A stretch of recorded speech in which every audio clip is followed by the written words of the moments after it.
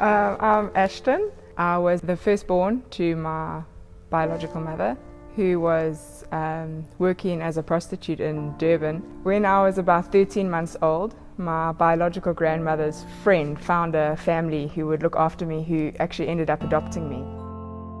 I had this deep psychological battle going on where I just needed to please people, and I needed to make people, I needed to make myself feel loved, and I would do anything, to make myself feel loved. I was whoever you wanted me to be, you know what I mean? I wasn't brave enough to be who I was. I was just, whichever company I was in, I would be my best to please that person so that they would like me, And it went so far as to the point where I allowed myself to be molested. It was really bad. I was heading down a dangerous path.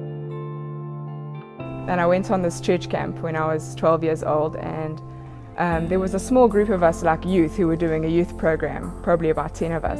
And I remember the speaker saying, "We're going to meet Jesus tonight." We're just sitting in a circle praying, and literally I did meet Jesus in my heart, because my eyes were closed. I just started crying, and I felt this amazing love all around me. My whole body was warm, and I just heard this voice in my heart saying, "You belong to me and you're part of my family." And that, from that point, kind of changed my outlook on life, because I knew that I belonged to someone who was never going to leave. I started going to church every week and reading my Bible and just having quiet times with God and speaking to Him every day, writing in a journal. And He kind of just started teaching me slowly over the years that, I was His daughter.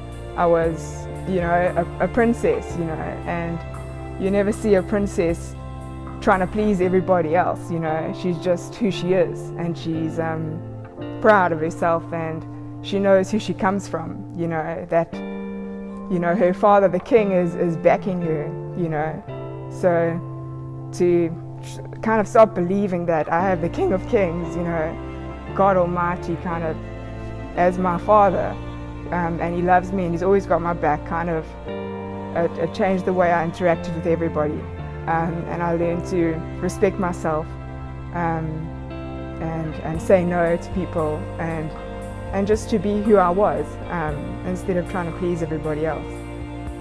My mother, as I say, I carried on kind of a relationship with her over the years, and she eventually did find God. When I was about 16 years old, she actually suddenly died.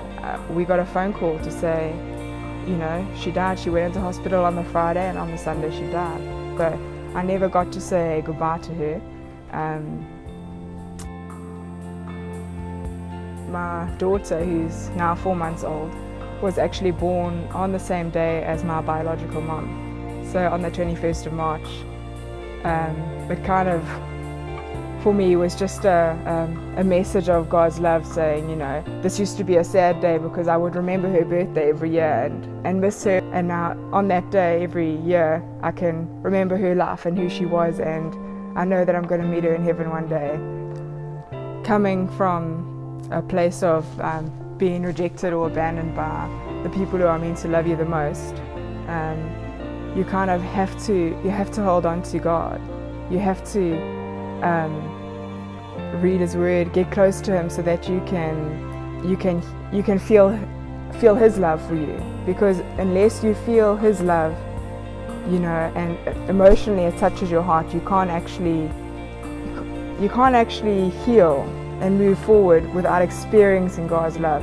I have God and I have Jesus, and He's my Father, and He gives me identity, and He gives me everything that I need. He planned you, and I love Psalm 139, where it speaks about how He knitted us together in our mother's womb, because it reminds me every time that I wasn't a mistake.